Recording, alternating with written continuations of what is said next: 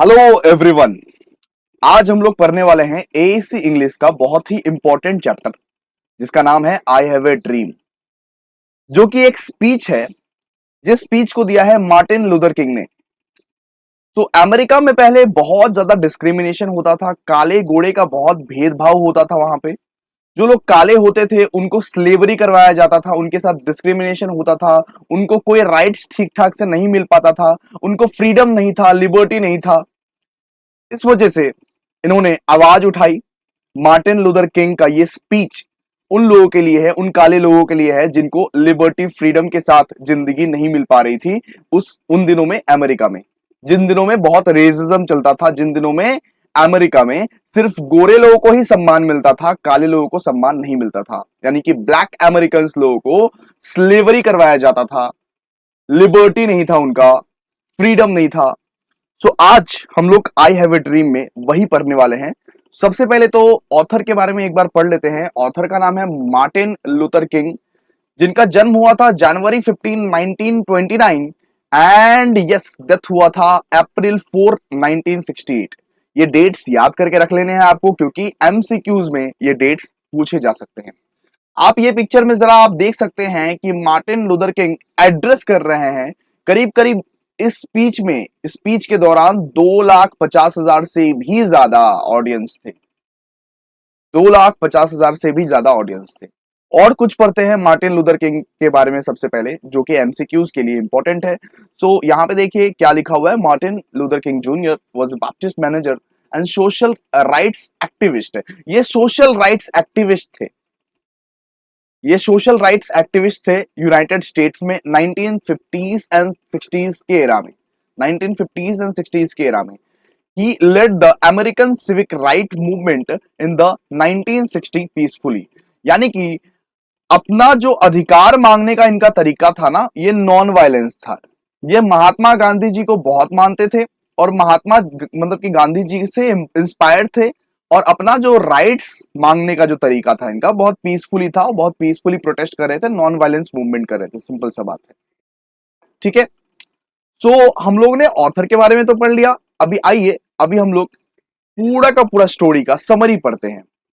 ये बुक आपको मिल जाएगा हमारे टेलीग्राम चैनल पर, जिसमें एएससी इंग्लिश का पूरा बुक अवेलेबल है, और सारा का सारा चैप्टर हम लोग ऑलरेडी कवर कर चुके हैं। बस ये लास्ट चैप्टर हमारा बाकी है। फटाफट से टेलीग्राम चैनल पर ज्वाइन हो जाइए, और इसका लिंक डिस्क्रिप्शन में आपको मिलेगा। आइए शुरू करते हैं।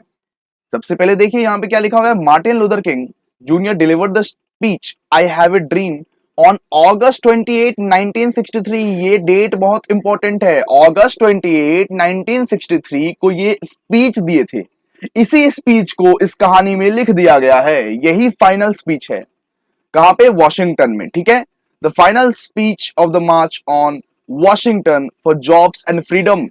यानी कि पहले काले लोगों को ना जॉब्स भी नहीं मिलती थी और कोई आजादी भी नहीं थी, उनको स्लेवरी करवाया जाता था, उनके पास कोई फ्रीडम नहीं था, उनके साथ बहुत डिस्क्रिमिनेशन होता था।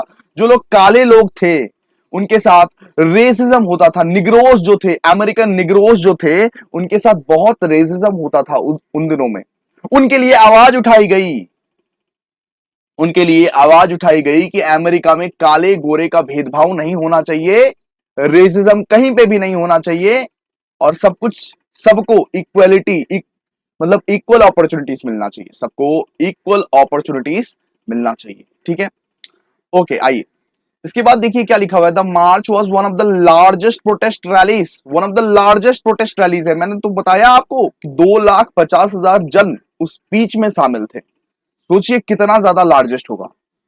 जो डिमांड कर रहे थे सिविल राइट्स, हमको भी सिविल राइट्स चाहिए, हमको भी फ्रीडम चाहिए, हमको भी जॉब्स चाहिए अमेरिका में, अमेरिका में भेदभाव नहीं होना चाहिए, जो ये डिमांड कर रहे थे। King speaks of his dream of having racial discrimination abolished। जो डिस्क्रिमिनेशन हमारे साथ हो रहा है, जो भेदभाव हमारे साथ हो रहा है, जो व्हाइट्स और ब्लैक के साथ भेदभाव हो रहा है, वो भेदभाव को थोड़ा सा आप एबॉलिश कर दो। तो किंग जो थे ना, यानी मतलब कि मार्टिन लूथर किंग जो थे, उन्होंने डिमांड किया कि रेशियल डिस्क्रिमिनेशन को एबॉलिश करो, सबको इक्वलिटी दो, और सबका स्किल्स के ऊपर अपॉर्चुनिटी दो। जिसका जैसा स्किल्स रहेगा उसको उस हिसाब से अपॉर्चुनिटी दो। ठीक है, इसके बाद आइए सेकंड पैराग्राफ में, king opens up his historical I have a dream speech. एक I have a dream speech था उनका, वो उन्होंने चालू किया, स्टार्ट किया, जो 2,50,000 जन के बीच में उन्होंने स्टार्ट किया, मतलब कि 2,50,000 पीपल्स उनके स्पीच को सुन रहे थे, मौजूद थे वहां पे। कहां पे? वॉशिंगटन में, इन अगस्त ऑफ 1963, यानी 1963 में उन्होंने ये स्पीच दिया था। सो वो स्पीच दिए थे लिंकॉन मेमोरियल इन वॉशिंगटन। ये सब चीज बहुत इंपॉर्टेंट है, एमसीक्यू के लिए बहुत इंपॉर्टेंट है। वो ये स्पीच लिंकॉन मेमोरियल में दिए थे, जो कि वॉशिंगटन में ही पड़ता है, लिंकॉन मेमोरियल। उन्होंने बहुत कुछ खास खास बात बताई थी। Although it freed the black Americans from the shackles of the slavery, technically in reality they did not gain any real freedom. यानी ये बताना चाह रहे हैं कि अमेरिका तो बहुत अच्छा देश है, अमेरिका में तो पैसे की कोई अभाव नहीं है, पैसा का कोई कमी नहीं है, लेकिन यहां पे काले लोग जो सफर कर रहे हैं, काले लोग तो पॉवर्टी से मर रहे हैं ना, सिंपल सा बात है। जो ब्लैक अमेरिकन के साथ जो डिस्क्रिमिनेशन चल रहा है, ये तो सही बात नहीं है। अमेरिका तो खुशहाल है, लेकिन ब्लैक अमेरिकन खुशहाल नहीं है। अभी तक ब्लैक अमेरिकन को रियल फ्रीडम नहीं मिला है। ठीक है, as they continued experiencing racial discrimination and segregation. In the midst of Americans' wealth and prosperity, the black Americans live in poverty. यानी कि अमेरिका बहुत डेवलप्ड है, लेकिन फिर भी ब्लैक अमेरिकन्स इस डेवलप्ड कंट्री में वो गरीबी में जी रहे हैं, ऐसा उनका कहना था। इसके बाद आइए अभी हम लोग सेकंड पैराग्राफ पढ़ते हैं। यहाँ पे लिखा हुआ है, King says that they have gathered at countries capital to encash the cheque they have been promised in the US constitution. यहाँ पे मार्टिन लूथर किंग बोल रहे हैं अपने स्पीच में कि हम लोग यहाँ पे इसीलिए जमा हुए हैं, यूएस कॉन्स्टिट्यूशन से सवाल पूछने के लिए जमा हुए हैं कि हमारा चेक आप बाउंस क्यों कर देते हो, हमारा चेक आप इनकैश क्यों नहीं करने देते हो। सिंपल सा बात है, ये चेक जो है ना, एग्जाम्पल है, मान लीजिए आप बैंक गए और बैंक जाके चेक जमा दिए और चेक आपका बाउंस हो गया। मान लीजिए चेक से आप पैसा नहीं उठा पाए और बहुत सारे जो कस्टमर्स है वो पैसा उठा लिए, तो ये आपके साथ भेदभाव हो गया ना। सिंपल सा बात है, आपका चेक ही सिर्फ बाउंस हो रहा है और किसी का भी चेक बाउंस नहीं हो रहा है, सब तो अपना पैसा उठा के लेके जा रहे हैं।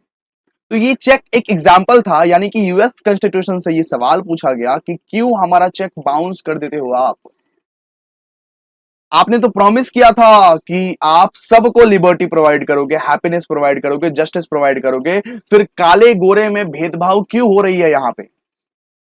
अमेरिकन कॉन्स्टिट्यूशन में तो लिखा हुआ है कि सबको rights of life, liberty, happiness, justice सब कुछ मिलेगा, चाहे वो काले हैं, गोरे हैं, कोई भी जाति के हैं, कोई भी वर्ग के हैं, कोई फर्क नहीं पड़ता। लेकिन फिर आप काले गोरे में भेदभाव क्यों कर रहे हो, ये यूएस कॉन्स्टिट्यूशन से सवाल पूछा गया। ओके, और उसके बाद बोला गया कि जब भी हम लोग अपना चेक को इनकैश करने जाते हैं, जब भी हम लोग अपना चेक को इनकैश करने जाते हैं, हम लोगों को सिर्फ इनसफिशिएंट फंड दिखाई देता है। ये एग्जाम्पल है दोस्तों, लेकिन मुझे नहीं लगता कि बैंक ऑफ जस्टिस अभी बैंकरप्ट हो गई है, बैंक ऑफ जस्टिस अभी खाली हो गई है। और हमारे साथ ही क्यों डिस्क्रिमिनेट हो रहा है, व्हाइट अमेरिकन जब जाते हैं तो उनको तो अपना पैसा मिल जाता है, सिंपल सा बात है। लेकिन मुझे नहीं लगता कि बैंक ऑफ जस्टिस बैंकरप्ट हो गई है। ये एग्जांपल्स था कि किसी के साथ भी भेदभाव नहीं करना चाहिए, यूएस कॉन्स्टिट्यूशन पे टारगेट किया था इन्होंने। इसके बाद देखिए, इसके बाद क्या लिखा हुआ है, emphasising the urgency of the present moment, King says that this is the time to make the promise justice a reality to all American citizens. This is the times to rise above the darkness of the real injustice of the solidarity of brotherhood. यहाँ पे इन्होंने बोला है कि अब हमें आवाज उठाने की बारी आ गई है, अब हम लोग इसके खिलाफ आवाज उठाएंगे, अब हम और नहीं सहेंगे, अब हम और ये रेसिज्म को नहीं सहेंगे, अब हम भाईचारे के साथ अमेरिका में अपनी जिंदगी बिताएंगे, जहां पे वो अमेरिका चाहिए उनको, जहां पे व्हाइट और ब्लैक को ना समान माना जाएगा, जहां पे व्हाइट और ब्लैक को इक्वल माना जाएगा। आप ये भीड़ देख सकते हो, कितना मस्त लग रहा है। देखिए कितना जन ये स्पीच को अटेंड किए थे, बहुत सारे व्हाइट अमेरिकन्स भी थे जो इनके साथ थे। क्योंकि ये थॉट्स तो गलत था ना पहले। ओके, इसके बाद देखिए, ध्यान दीजिए, king wants that the African American would not be oppressed until they are granted equal rights of freedom and justice and urges America not to overlook their urgency of the situation से। यानी कि Martin Luther king ने अपने speech में ही बोला कि हम African American मतलब क्या हो गया, अफ्रीकन अमेरिकन मतलब ब्लैक अमेरिकन, हम ब्लैक अमेरिकन चुप नहीं बैठेंगे जब तक कि हमको इक्वल राइट्स ऑफ फ्रीडम ना मिल जाए। जब तक कि हमको इक्वल राइट्स ऑफ फ्रीडम ना मिल जाए तब तक हम लोग चुप नहीं बैठेंगे, सिंपल सा बात है। इसके बाद देखिए नेक्स्ट पैराग्राफ में क्या लिखा हुआ है, King asked the audience to recognise that not all whites and animals of the black American are evidenced by the presence of many whites. यहाँ पे ये बोला गया है कि हर व्हाइट अमेरिकन ब्लैक अमेरिकन का दुश्मन नहीं है, हर व्हाइट अमेरिकन ब्लैक अमेरिकन का दुश्मन नहीं है। बहुत व्हाइट अमेरिकन, बहुत गोरे अमेरिकन ब्लैक अमेरिकन को सपोर्ट भी करने आए हैं, बहुत गोरे अमेरिकन ब्लैक अमेरिकन को सपोर्ट भी करने आए हैं, सिंपल सा बात है। In the fight for the civil rights, the poor and marginalized white Americans feel an allegiance to the cause of the blacks and thus they have joined the movement। बहुत सारे white American जो थे उन्होंने भी ये movement में हिस्सा लिया है, उन्होंने भी ब्लैक अमेरिकन को सपोर्ट किया है, ठीक है। इनको कुछ नहीं चाहिए था, the black American will not be satisfied for anything less than equal treatment. मतलब अब जो ब्लैक अमेरिकन को चाहिए, मतलब इनके स्पीच के द्वारा इन्होंने ये कहा कि अब सिर्फ ब्लैक अमेरिकन को एक ही चीज चाहिए, इक्वल ट्रीटमेंट। इक्वल ट्रीटमेंट से कुछ भी अब कम नहीं चाहिए, सब कुछ समान हो, सब कुछ समान हो। इसके बाद इन्होंने लास्ट स्पीच में बहुत कुछ इन्होंने कहा, I have a dream and goes on to draw the ideal picture of equality in all America। इन्होंने लास्ट में बोला कि मेरा एक सपना है, जब अमेरिका पूरा का पूरा प्रोस्पेरिटी रहे, जब अमेरिका पूरा खुशहाल रहे और कोई भी भेदभाव ना हो, अमेरिका में इक्वालिटी रहे, जब यूएस में पूरा का पूरा इक्वालिटी रहे, काले गोरे का भेद ना हो, सब एक साथ काम करें, सब एक साथ और अपने अपने स्किल के ऊपर उसको काम मिले, अपने अपने स्किल और अपने अपने टैलेंट के ऊपर उसको काम मिले, अपॉर्चुनिटी सबको मिले, सिंपल सा बात है। फ्रीडम रहे, इक्वालिटी रहे, available to all class of people, चाहे वो छोटे वर्ग का ही है, चाहे वो बड़े वर्ग का ही है, चाहे वो काले है गोरे है, कोई फर्क नहीं पड़ता, सारे के सारे क्लासेस ऑफ पीपल्स को एक सेम अपॉर्चुनिटी मिले। ऐसा ना हो कि काला है तो उसको स्लेव बना दो और गोरा है तो उसको राजा बना दो, नहीं, सबको सेम अपॉर्चुनिटी मिले। उन्होंने ऐसा ड्रीम किया, उन्होंने ऐसा सपना देखा। उसके बाद ये सपना देखते हैं, king dreams that one day children of former slaves and children of former slave owners will sit down at the same table. यानी कि यहाँ पे इन्होंने ये ड्रीम देखा कि एक दिन ऐसा होगा कि स्लेव का बेटा एंड स्लेव का ओनर का बेटा एक साथ बैठे, एक साथ खाए, एक साथ उठे बैठे और एक साथ ही स्कूल जाए, सिंपल सा बात है। एजुकेशन में कोई भी कंप्रोमाइज नहीं होना चाहिए, उठने बैठने में कोई भी कंप्रोमाइज नहीं होना चाहिए। उन्होंने अपने स्लेव्स यानी स्लेव्स और स्लेव्स का मालिक का बेटा को यहाँ पे तुलना किया है, सिंपल सा बात है। एक दिन ऐसा है कि स्लेव के ओनर के जो बेटे हैं और स्लेव के जो बेटे हैं वो एक साथ बैठे, एक साथ खाए पिए, एक साथ एजुकेशन में जाए, एक साथ स्कूल जाए, कोई स्किन कलर का कोई भी भेदभाव ना हो। He has a dream that one day in America his children will not be judged by their skin color। यानी कि ये ड्रीम किए हैं कि हमारा जो बच्चे होंगे, हमारे जो फ्यूचर जनरेशन होंगे, उनको कभी जज ना किया जाए उनके स्किन कलर से। मैं अगर काला हूं तो मैं क्या खराब हूं, बोलो भाई, नहीं ना। So people one day will share the bond of brotherhood and live harmoniously. यानी कि यहाँ पे बोला गया है कि हम यही ड्रीम कर रहे हैं, हम यही सपना देख रहे हैं कि एक दिन पीपल्स जरूर भाईचारे के साथ और खुशहाल जिंदगी जिएगा, जहां पे काले गोरे का कोई भेद नहीं होगा। इसके बाद देखिए, इसके बाद लास्ट पैराग्राफ में इन्होंने लिखा है, King urges the listener to take the collective hopes back with them. Last lines में बोला है कि आप लोग होप्स मत छोड़िएगा, आप लोग ये होप्स को अपने घर लेके जाइए अपने साथ। With these hopes of freedom that they will be able to work together, pray together, struggle for freedom together। मतलब यहाँ पे बोला गया है कि ये होप लेके जाइए कि हम लोग सब साथ में काम करेंगे, साथ में प्रे करेंगे और साथ में स्ट्रगल करेंगे, साथ में स्ट्रगल करेंगे जब तक फ्रीडम हम लोग को ना मिल जाता है। और एक दिन निग्रोस लोग जो मतलब कि निग्गास लोग रहते हैं ना, निग्रोस लोग गाएंगे, free at last, great God almighty, we are free at last. ठीक है, तो बस यही था, यही कहानी था और कुछ नहीं। चलो एमसीक्यू करते हैं, बस आप लोगों को समझ में आ गया बस। ठीक है, आइए एमसीक्यू करते हैं। Who delivered the speech I have a dream? Martin Luther King Junior. Martin Luther King Junior. Second वाला आइए, when did King deliver the speech I have a dream? August 28, 1963। इसके बाद आइए, who is referred to as great American in the speech? Abraham Lincoln. Abraham Lincoln. From where did King delivered this speech? कहां deliver किया था? Lincoln Memorial में। मैंने बोला था ना, from the steps of the Lincoln memorial in Washington DC. ठीक है, when was the इमांसिपेशन proclamation signed? 1863 में। ठीक है, 1863 याद रखना, 1863। लाइन बाय लाइन आप पढ़ सकते हो घर में, पूरा का पूरा बुक में ही लाइन बाय लाइन सब कुछ दिया हुआ है, लाइन बाय लाइन भी आप पढ़ सकते हो। ठीक है, एक बार लाइन बाय लाइन पढ़ लेना, एमसीक्यू सॉल्व कर लेना। हमारे टेलीग्राम चैनल पर डेली क्विज होते हैं, वो क्विज में आप ज्वाइन करोगे ना तो ऑलरेडी आप एमसीक्यू सॉल्व कर लोगे बहुत सारे। In which condition did the negroes live with when king मतलब कि डिलीवर्ड द स्पीच? जब ऑफ कोर्स किंग वो स्पीच दे रहे थे तो निग्रोस जो थे ना वो पॉवर्टी में थे, बहुत गरीबी में थे, निग्रोस के साथ भेदभाव हो रहा था। Okay, what did the US constitutions and declaration of independence promise to every American? मतलब कि कॉन्स्टिट्यूशंस एवरी अमेरिकन को क्या प्रॉमिस किया था? Right of life, liberty and happiness मतलब कि प्रॉमिस किया था, लेकिन वो प्रॉमिस को निभा नहीं रहे थे। सिंपल सा बात है। America has given Negro people a bad cheque, मतलब कि एक वो खराब चेक दिया था, जो चेक बाउंस हो जाता है हमेशा, जो चेक से हम पैसा नहीं उठा पाते। मान लीजिए कोई थर्ड पर्सन आपको चेक दिया और वो चेक से अगर आप पैसा नहीं उठा पाए, वो बोलेगा इनसफिशिएंट फंड, यानी बाउंस हो जाता है। फिर आपके साथ धोखाधड़ी हुई ना भाई, आपके साथ धोखाधड़ी हुई ना, वही चीज बताया गया। The black American refused to believe that the bank of justice is bankrupt.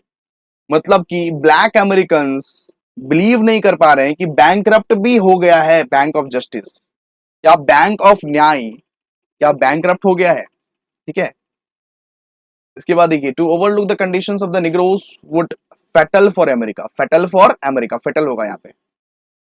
इसके बाद देखिए, which methods of the protest does king recommend for the civil rights movement? Non violent. मैं आपको बताया था ना, नॉन वायलेंट मूवमेंट था ये, नॉन वायलेंट मूवमेंट था जहां पे मारधार नहीं हो रहा था, शांतिपूर्वक सारा काम हो रहा था, peacefully. What did many of the whites American realize that their destiny is tied up with the destiny of the black Americans? मतलब कि मेरा डेस्टिनी ब्लैक अमेरिकन के साथ ही हमेशा रहेगा, सिंपल सा बात है। इसके बाद देखिए, the negroes must take the pledge that they shall always march forward. मतलब निग्रोस ने वादा किया कि अब हम लोग सिर्फ आगे बढ़ेंगे, आगे बढ़ेंगे, पीछे नहीं जाएंगे, पीछे नहीं हटेंगे। जब तक ये न्याय हम लोगों को नहीं मिल जाता, जब तक हम लोग को इक्वालिटी नहीं मिल जाता, तब तक हम लोग अब आगे बढ़ेंगे सिर्फ। ठीक है, इसके बाद, what was the King not unmindful of struggle of some of his audience? According to the king, the protesting Americans have been veterans of creative suffering. Creative suffering हो रहा था इसका। ठीक है, इसके बाद देखिए, what was the king means by the veterans of the creative suffering? Experiencing soldiers of intellectual struggles. ठीक है, इसके बाद, which phrase does king repeat in the speech to the civil rights protesters? I have a dream. Last में उन्होंने कौन सा speech दिया? Last में उन्होंने आई हैव ए ड्रीम वाला स्पीच दिया। ठीक है, उसके बाद, king says his dream is deeply rooted with the American dream. मतलब कि अमेरिका का ड्रीम से ही उनका ड्रीम लिंक्ड था, रूटेड था, इंटीग्रेटेड था, सिंपल सा बात है। Which state does king refer to the sweltering with the heat of the injustice and operations? Mississippi का बात किए थे ये। ठीक है, मिसिसिपी का बात किए थे, मिसिसिपी। मिसिसिपी में बहुत ज्यादा इनजस्टिस हो रहा था, अल्बामा में भी बहुत ज्यादा इनजस्टिस हो रहा था। अगर क्वेश्चन में आपको दिखा है मिसिसिपी एंड अल्बामा, तो वो दोनों ही ऑप्शंस राइट है, ठीक है। लेकिन अगर मान लीजिए सिर्फ मिसिसिपी लिखा हुआ है अकेला अकेला से, तो आप मिसिसिपी राइट करके आएंगे। सिर्फ अल्बामा एंड मिसिसिपी में इनजस्टिस हो रहा था, ठीक है। इसके बाद यहाँ पे बोला how many children did king have, four, four. उसके चार बच्चे हैं, चार बच्चे। इसके बाद बोला गया है how does King dream his children to be judged, the मतलब कि by the content of the character, यानी कि किंग बोल रहे थे कि मेरे बच्चों को अपना कैरेक्टर के हिसाब से जज करना चाहिए, not the colour of the skin, ठीक है। उसके स्किन के कलर से नहीं, उनके कैरेक्टर के ऊपर से मतलब कि जज करना चाहिए। के बाद क्या दिया हुआ देखिए, what does King means by every hill and mountain shall be made low, no class distinctions in the American society. Last में दिया हुआ है when did Martin Luther Kings receive the Nobel prize for peace, 1964 में इन्होंने Nobel prize लिया था piece के लिए, ठीक है। इसके बाद देखिए Martin Luther King was the youngest person to receive the Nobel prize peace in 1964। ये डेट याद रखिएगा, 1964 में इन्होंने नोबेल प्राइज पीस लिया था, ठीक है। इसके बाद देखिए when did Martin Luther King die, April 4 1968, April 4 1968 को ये मर गए थे। चलिए, तो पूरा का पूरा एमसीक्यूज हम लोग ने डिस्कस कर दिया, और ये चैप्टर के साथ हमारा एईसी इंग्लिश आज कंप्लीट हो जाता है। बहुत मेहनत किया है आपके लिए, प्लीज एक लाइक तो बनता है आपका, ठीक है। तो थैंक यू गाइस, मिलते हैं नेक्स्ट वीडियो में, तब तक के लिए बाय।